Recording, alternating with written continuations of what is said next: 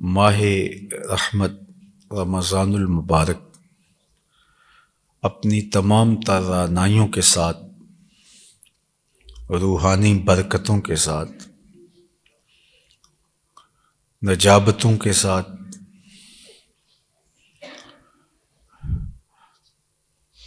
کرم نوازیوں کو جلو میں لیے جلوہ گر ہو رہا ہے۔ اللہ تعالیٰ آنے والے موسم نور کو ہمارے واسطے بخشش و مغفرت کا ساماں بنائے۔ فرمایا کہ یہ نہ کہو جاء رمضان و ذہب رمضان، کہ رمضان آیا رمضان چلا گیا، بلکہ کہو جاء شہر رمضان و ذہب شہر رمضان، ماہ رمضان آیا اور ماہ رمضان چلا گیا۔ یہ اس بابرکت مہینے کی تکریم ہے، عزت افزائی ہے۔ جنت میں پورے 11 مہینے تک آرائش و زیبائش ہوتی رہتی ہے رمضان المبارک کی آمد کے لیے۔ ویسے جنت کے رنگ و روغن اکھڑتے نہیں ہیں، وہاں کے پودوں پر کبھی خزاں نہیں آتی، وہاں کا موسم متغیر نہیں ہوتا، وہاں کی چیزیں فرسودہ اور پرانی نہیں ہوتی، وہاں کی چمک دمک ماند نہیں پڑتی، وہاں کوئی گرد نہیں پڑتی کہ صفائی کی جائے، لیکن اس کے باوجود محض تکریم کے لیے، محض عزت کے لیے، اس مہینے کے استقبال کے لیے پورے 11 مہینے آرائش و زیبائش اور اہتمام و انتظام کیا جاتا ہے کہ ماہ صیام آ رہا ہے۔ جس طرح آپ کا کوئی معزز مہمان ہو اور وہ آپ کے ہاں آئے تو آپ اس کو کرسی پہ یا کسی بھی نشست پہ بٹھانے لگے تو بٹھانے سے پہلے وہ شفاف ہو، اس کے باوجود آپ اس کو تھوڑا سا صاف کرتے ہیں، تو یہ مہمان کی تکریم ہے، اس کی عزت افزائی ہے۔ تو جنت کی جو آرائش و زیبائش پورے 11 ماہ ہوتی رہتی ہے، یہ پروٹوکول ہے ماہ صیام رمضان المبارک کا۔ تو میں اپنے دوستوں کو یہ کہتا ہوں کہ اس مہینے کی آمد سے قبل اسپیشلی طور پہ آپ اپنے گھروں کی، مساجد کی صفائی ستھرائی کریں۔ ہم تو ہر سال مرکز کی صفائی کی مہم چلاتے ہیں تاکہ بچوں کے دلوں کے اندر ایک عظمت بیٹھے ماہ صیام کی۔ تو ماشاءاللہ یہاں تو بالکل ماحول بہت صاف ستھرا ہے، آپ کے گھروں کا بھی ایسا ہوگا، یہاں تو گرد نہیں ہے، بہت کم ہے، لیکن اس کے باوجود بچوں کو ایک اس مہینے کے تقدس کا تأثر دینے کے لیے اسپیشل ماہ صیام سے قبل صفائی ہونی چاہیے، ستھرائی ہونی چاہیے۔ اللہ باوجود کہ جنت ایک پاکیزہ جگہ ہے، لیکن پورے 11 ماہ تک اس کی صفائی اور ستھرائی ہوتی ہے، اس لیے کہ ماہ صیام آ رہا ہے۔ اور جب ماہ صیام آتا ہے جنت کے 8 دروازے کھول دیے جاتے ہیں، دوزخ کے سارے دروازے بند کر دیے جاتے ہیں، شیاطین کو زنجیروں میں جکڑ دیا جاتا ہے، اور آواز آتی ہے اے خیر کے چاہنے والے آگے بڑھ، اور اے شر کے متلاشی پیچھے ہٹ، یا باغی الخیر اقبل یا باغی الشر اقصر۔ تو یہ اس مہینے کا استقبال ہے جو اللہ تعالیٰ اہتمام سے فرماتا ہے۔ اور اگر لوگوں کو پتہ چل جائے کہ ماہ صیام ہے کیا، اس مہینے میں رحمتیں کتنی اترتی ہیں، تو لوگ آرزو کریں کہ پورا سال ہی ماہ صیام ہو۔ اتنی رحمتیں اللہ نے اس پاکیزہ مہینے کے ساتھ جوڑ دی ہیں۔ ایک فرض پڑھو تو 70 فرائض کا ثواب ملتا ہے، اور ایک نفل ادا کرو تو ایک فرض جتنا ثواب ملتا ہے اس مہینے میں۔ اللہ اکبر! تو اجر و ثواب بڑھ جاتے ہیں۔ جس نے کسی روزہ دار کا روزہ افطار کروایا کھجور کے ایک ٹکڑے سے یا ایک گھونٹ پانی سے، تو اللہ تعالیٰ جل شانہ روزے دار کے روزے کے اجر کو کم کیے بغیر اس روزہ افطار کروانے والے کو بھی اتنا ہی اجر عطا فرمائے گا۔ اور یہ ارشاد فرمایا الصوم لی وانا اجزا بہ، روزہ میرے لیے رکھا جاتا ہے اور اس کی جزا میں خود ہوں۔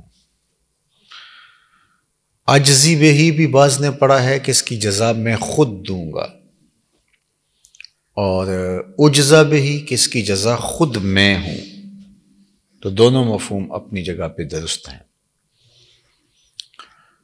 ابن آدم کے جتنے بھی اعمال ہیں ان میں ریاکاری ہو سکتی ہے، لیکن یہ روزہ خالص اللہ کے لیے ہے، تو اللہ اس کا اجر اپنی جناب سے خود عطا کرے گا، اور جو اجر وہ خود عطا کرے اس کو کسی شمار اور حساب میں نہیں لایا جا سکتا۔ اللہ تعالیٰ جل شانہ نے انعام کی شکل میں ہمارے اوپر ماہ صیام لازم کیا ہے، مشکل نہیں ہے، چونکہ اگر یہ مسلسل پورا مہینہ بھوک کاٹنا پڑتی اور درمیان میں کوئی ایک چھوٹا سا وقفہ مختصر چیز لینے کا ہوتا تو پھر مشکل ہو جاتا، جس طرح ماضی میں ہوا لوگوں کے لیے کہ غروب آفتاب سے لے کر کے صلاۃ العتمہ تک، یعنی عشاء کی نماز تک کا وقفہ ہوتا کہ اس میں آپ کچھ لے سکتے ہیں، اس کے بعد پھر مسلسل روزہ۔ لیکن یہ 12 گھنٹے 13 گھنٹے 15 گھنٹے یہ کاٹنے مشکل نہیں ہیں اگر انسان مصمم عزم کر لے۔ بعض اوقات تو کسی مصروفیت کی وجہ سے سارا دن گزر جاتا ہے، اور ہم نے اب تو بڑھاپے کی طرف مائل ہو گئے ہیں اور بہت ساری بیماریاں ہمارے لوگوں کے ساتھ جڑ گئی ہیں، تو وہ چیزیں بار بار لینا پڑتی ہیں۔ آپ سب کا اور میرا وقت گزرا ہے، جب جنون کا دور تھا تو بعض کا ناشتہ کیے بغیر نکلے اور رات کو آئے، اور آ کے جو شام کا کھانا تھا وہ ناشتہ بھی ہوتا تھا، اور سارا دن یوں گزر جاتا تھا۔ تو اس کو اگر عبادت کے لیے ہم گزارنا چاہیں تو مشکل نہیں ہے۔ روزہ آتش دوزخ سے ڈھال ہے۔ جب لڑائی کے اندر دشمن کی جانب سے آنے والے تیروں تلواروں کا مقابلہ کرنے کے لیے لوہے کا ایک بنا ہوا ٹکڑا آگے کر دیا جاتا ہے تاکہ اس وار کو وہ اپنے اوپر روک لے، تو اس لوہے کے ٹکڑے کو ڈھال کہا جاتا ہے۔ تو روزہ آتش دوزخ سے ڈھال ہے، یہ روزہ دار کو آتش دوزخ سے بچانے والا ہے اور جنت کے دخول کی ضمانت ہے۔ حدیث پاک میں آتا ہے کہ جنت میں ایک دروازہ ہے جس کا نام باب الریان ہے۔ 8 دروازوں میں سے ایک دروازے کا نام اللہ نے رکھا ہے باب الریان، اور یہ صرف انہی لوگوں کے لیے ہے جو روزے دار ہیں۔ روزہ دار اس دروازے سے گزریں گے جو باب الریان ہے۔ اللہ اکبر! جو آیت کریمہ میں نے آپ کے سامنے تلاوت کی اس میں ارشاد فرمایا یا ایھا الذین آمنو، اے اہل ایمان، کتب علیکم الصیام، تمہارے اوپر روزے فرض کر دیے گئے، کما کتب علی الذین من قبلکم، جس طرح تم سے پہلوں پر فرض کیے گئے تھے، لعلکم تتقون، تاکہ تم متقی بن جاؤ، تم پرہیزگار بن جاؤ۔ روزے کا لغوی مفہوم ہے الامساک، رک جانا۔ عرب جب گھوڑے کو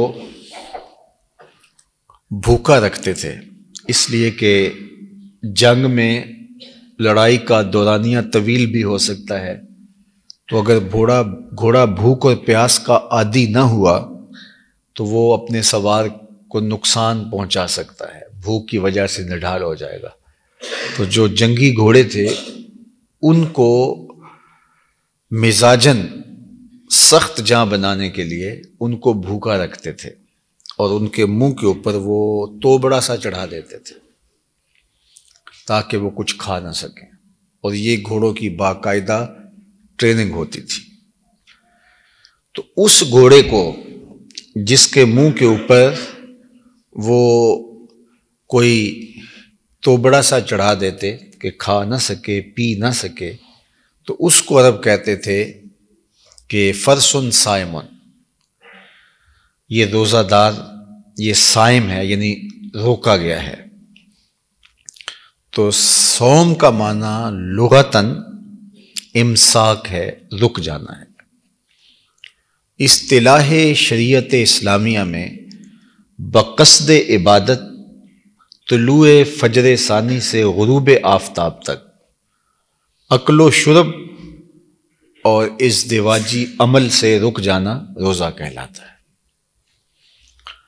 ان تین چیزوں سے اجتناب کرنا، کھانے سے، پینے سے اور اپنی جنسی خواہش کو کنٹرول کرنا، عمل تزویج سے رک جانا، یہ روزہ کہلاتا ہے۔ اور وہ مدت کتنی ہے؟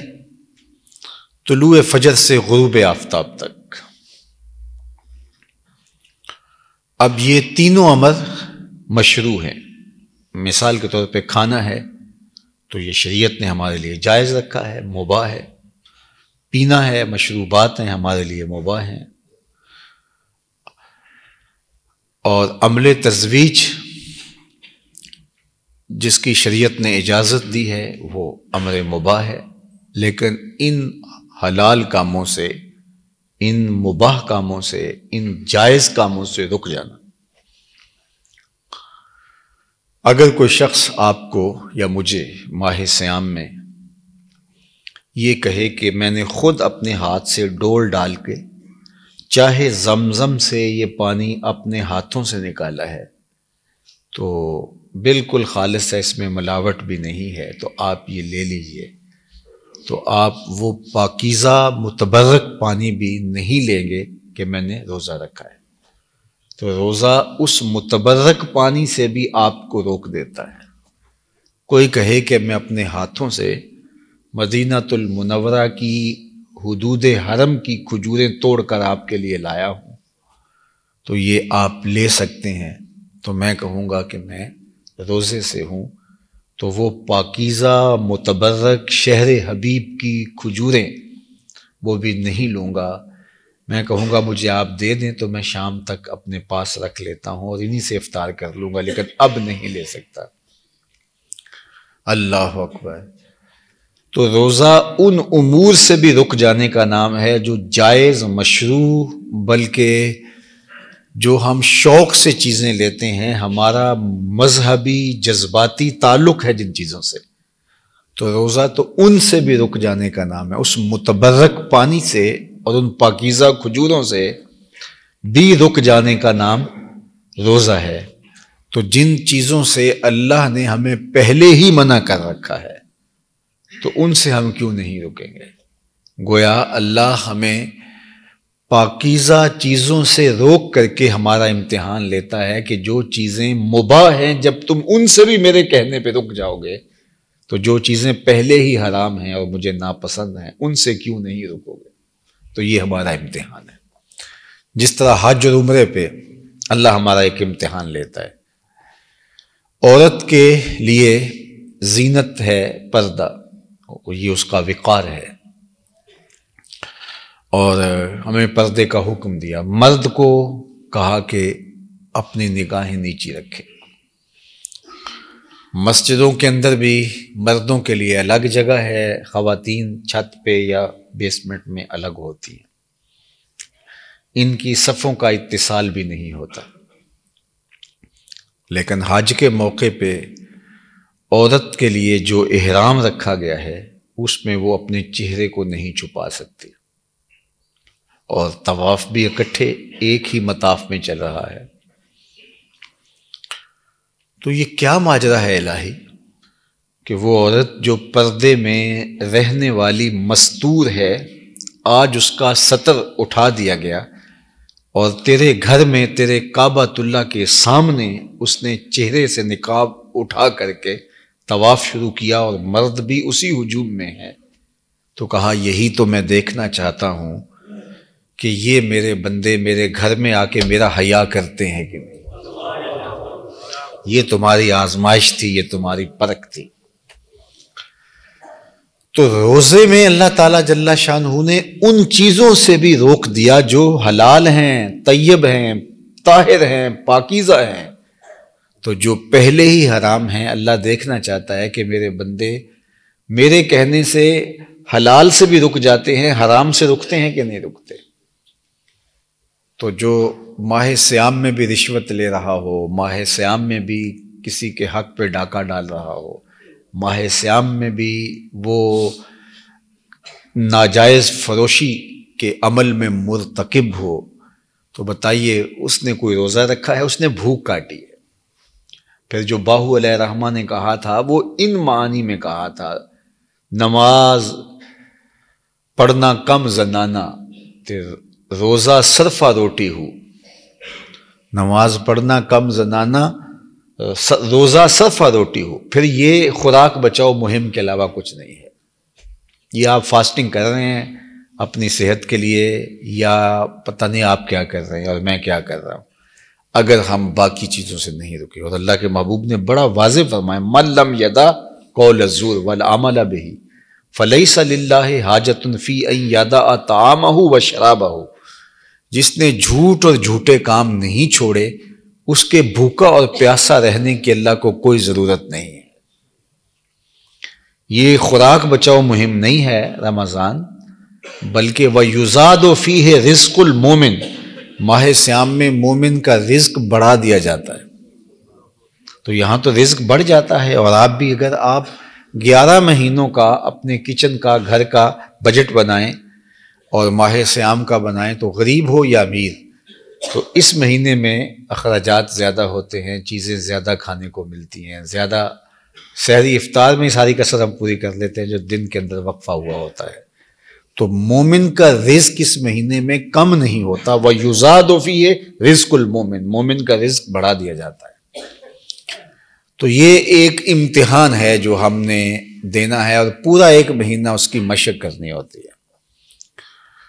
اور جب مشق ہم کر لیں تو ہم اس کے خوگر بن جائیں گے۔ آپ نے کبھی دیکھا ہوگا کہ جب مہینہ گزر جاتا ہے اور عید کا دن، عید کے دو تین بعد بھی یہ سلسلہ رہتا ہے، بعض کہتے ہیں کہ اچانک چیز اٹھانے لگے تو جھجک آتی ہو، میرا روزہ تو نہیں، پھر کہتے نہیں وہ تو گزر کے پھر لے لیتے ہیں۔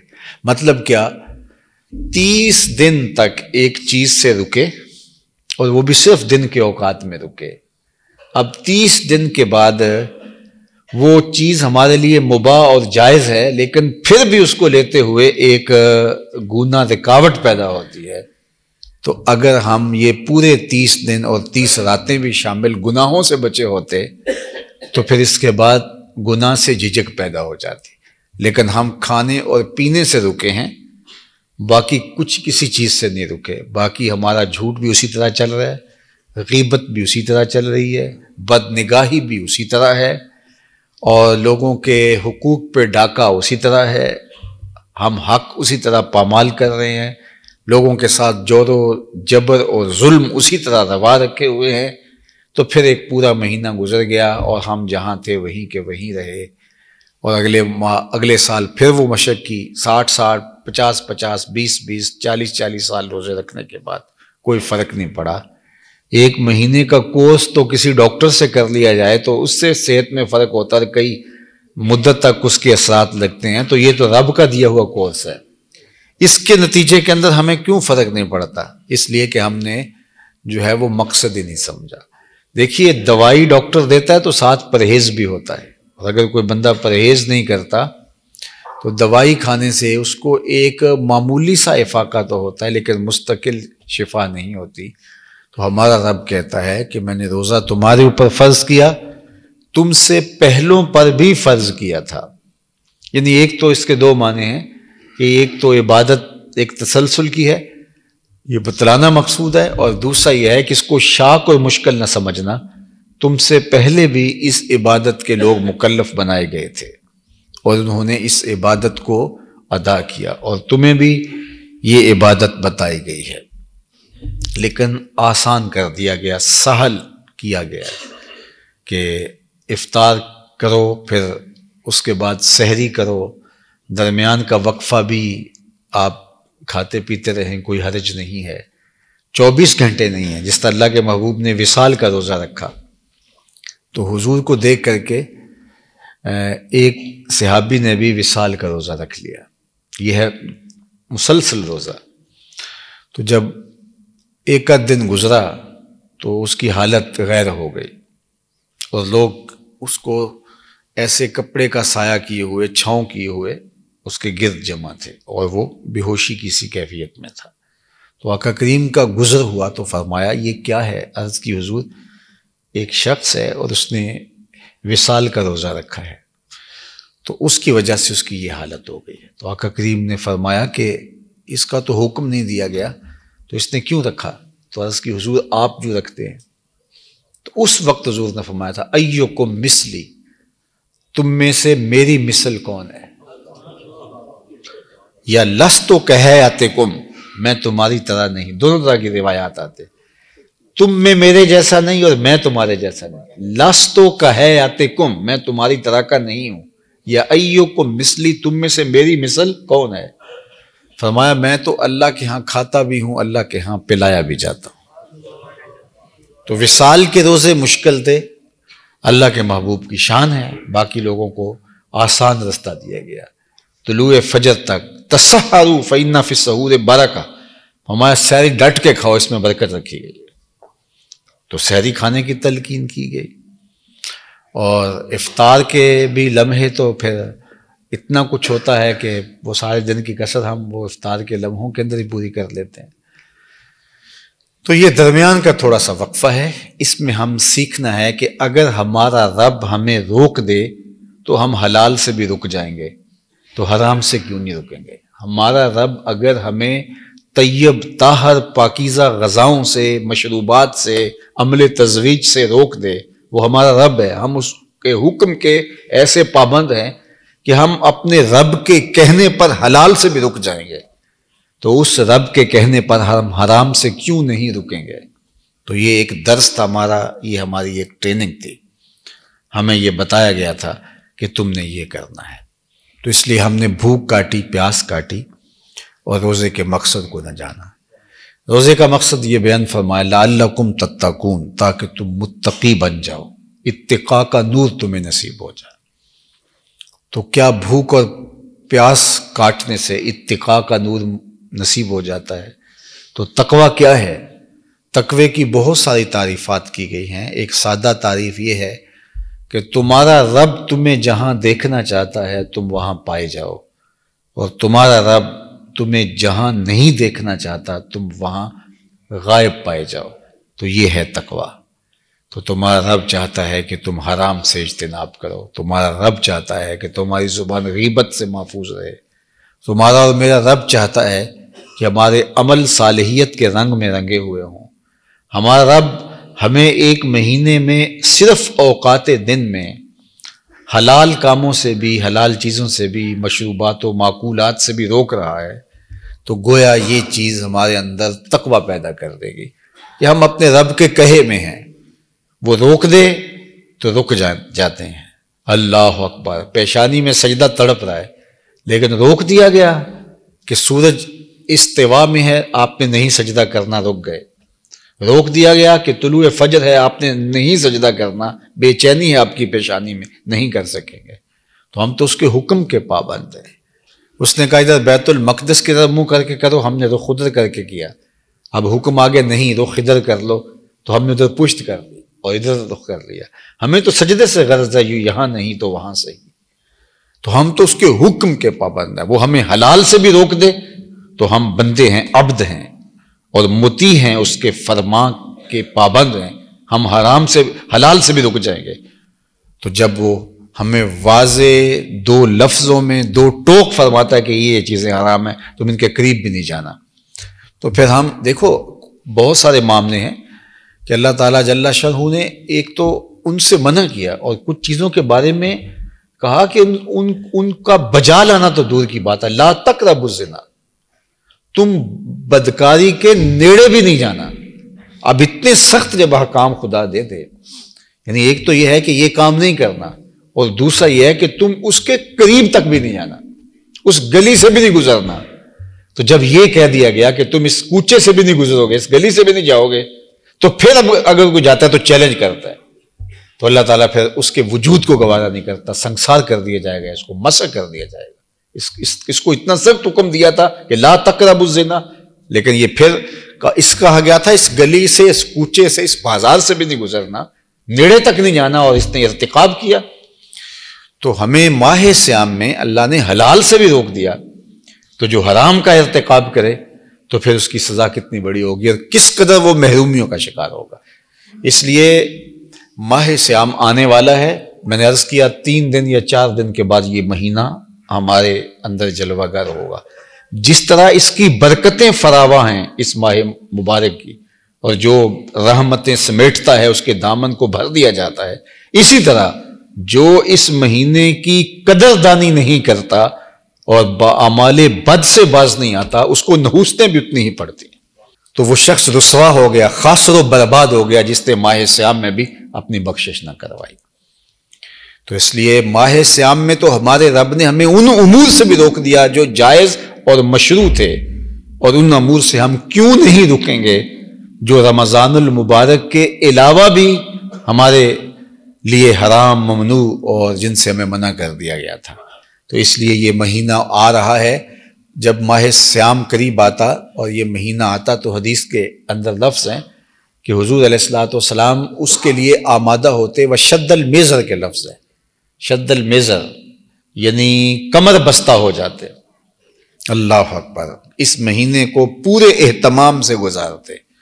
عبادات بھی اتنی کثرت سے حضور کسی اور مہینے میں نہیں کرتے تھے، اور سخاوت بھی حضور اتنی کثرت سے کسی اور مہینے میں نہیں کرتے تھے. بلکہ حضور کی سخاوت کے لیے اس مہینے میں جو لفظ استعمال ہوئے ہیں کہ ماہ صیام میں حضور ایسے سخاوت کرتے تھے جیسے تیز ہوا چلتی ہو. اللہ اکبر.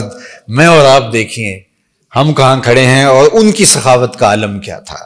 کہا ایسے حضور سخاوت کرتے تھے جیسے تیز ہوا چلتی ہو. تیز ہوا کی طرح حضور کے ہاتھ جو ہے وہ لوگوں کو بانٹتے تھے اور سخاوت کرتے تھے. تو یہ ماہ صیام یہ ماہ مرحمت ہے، یہ شہر المواسات ہے، یہ ہمدردی کا مہینہ ہے. فرمایا جس نے اپنے ملازم، اپنے مملوک، اپنے خادم کے کام میں اس کو آسانی عطا کی، یعنی 8 گھنٹے کی ڈیوٹی ہے اس نے 6 گھنٹے کی کر دی، کام میں آسانی دی، تو فرمایا اللہ اسے آسانی عطا فرمائے. اللہ اکبر. تو یہ مہینہ گویا مواسات کا، رحمت کا، اللہ کا مہینہ ہے. الشعبان الشہری و رمضان الشہر اللہ، یہ اللہ کا مہینہ ہے. اللہ کی رحمتیں میگھ کی طرح برستی ہیں، اور لوگوں کو اگر پتہ چل جائے کہ یہ مہینہ ہے کیا تو وہ آرزو کریں کہ پورا سال ہی یہ ماہ صیام چلے. لیکن ایک مہینہ اللہ نے ہمیں دے کر کے اس کی قدر دانی کی ہمیں تلقین کی. اللہ تعالیٰ اس مہینے کی برکتیں ہماری روحوں میں اتارے. نماز تراویح پہلے دن سے آخری دن تک باجماعت پڑھیں اور پورا قرآن مجید سنیں. من قام رمضان ایمانا و احتسابا غفر له ما تقدم من ذنبہ، یہ اللہ کے محبوب کا صحیح فرمان ہے. جس نے ماہ صیام کی راتوں کو قیام کیا اور ایمان اور محاسبہ نفس کے ساتھ، اللہ اس کے پچھلے سارے گناہ معاف کر دیتا ہے. تو یہ اللہ نے اس مہینے میں برکتیں رکھی ہیں. تو اللہ تعالیٰ جل شانہ اس مہینے کے نور کو ہماری روحوں میں اتار دے. وآخر دعوانا